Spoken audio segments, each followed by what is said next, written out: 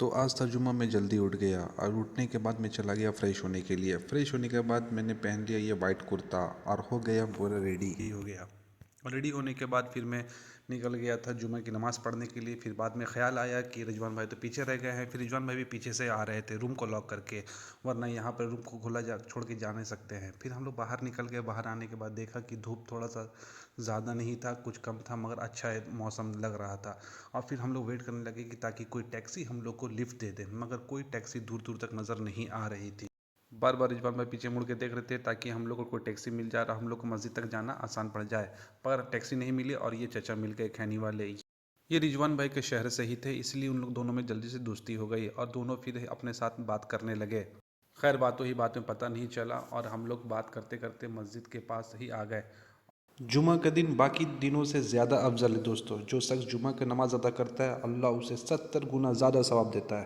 और यहाँ पे ज़्यादा ट्रक और बस करके दूर दूर से लोग यहाँ पर मस्जिद में नमाज़ पढ़ने के लिए आते हैं, क्योंकि सऊदी में हर मस्जिद में नमाज़ नहीं होती। ये तो ये जुमे वाली मस्जिद थी, तो इसी में जुमे की नमाज़ भी होती है और ईद की नमाज़ और बकरीद की नमाज़ भी इसी में होती है। अब हम मस्जिद के अंदर आ गए थे और जा करके अपना चप्पल मैंने खोल करके साइड में रख दिया कि कहीं चप्पल मेरा चोरी ना हो जाए। और मैं एक बोतल पानी उठाने के बाद मस्जिद के अंदर आया अपनी जगह तलाश करने के लिए कि कोई जगह मिले तो वहाँ मैं बैठ जाऊँ। मुझे तो था कि मैं पहली शफ़ में बैठूँ, पर पहली शफ़ में जगह मुझे लगता है कि नहीं मिलेगी। पहली शफ़ में जगह नहीं मिली दोस्तों, तो हम लोग अपने साइड में आकर के बैठ गए। और यहाँ पे सब लोग धीरे धीरे करके मस्जिद में आना शुरू हो गया था और मौलाना भी अपने तकरीर को बयां कर रहे थे। और जुमे की नमाज़ पढ़ने के बाद तो मानो बहुत अच्छा लग रहा था। और अब हम लोग निकल रहे थे अपने घर। तो अब मैं मस्जिद से बाहर निकल गया था और अपने रूम की तरफ चलने लगा था, क्योंकि इस वक्त कोई टैक्सी भी नहीं मिलती है, तो हमको पैदल ही जाना था अपने रूम में। आते का वक्त मुझे मिल गया ये ओमान का झंडा, और इस झंडा के सामने रिजवान भाई को मन किया कि हम अपना भी एक फ़ोटो निकाल लें। और पीछे पीछे रिजवान भाई भी अपना मोबाइल निकाल करके रिकॉर्डिंग करना स्टार्ट कर दिए।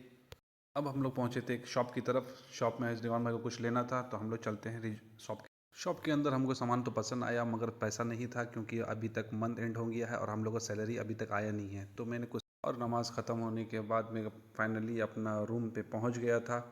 और मैं अपने इंटर करने के बाद मुझे बहुत ही ज़्यादा आराम फील हुआ कि अब मैं अपने रूम पे आ चुका हूँ। बहुत ज़्यादा थकावट हो गया था चलने से, बहुत ज़्यादा ही दूर रहता है दोस्तों यहाँ से मस्जिद। तो खैर दोस्तों, दूर रहे मगर फिर भी जुमा का नमाज़ तो छोड़ नहीं सकते हैं। आपको ये ब्लॉग कैसा लगा? Like, comment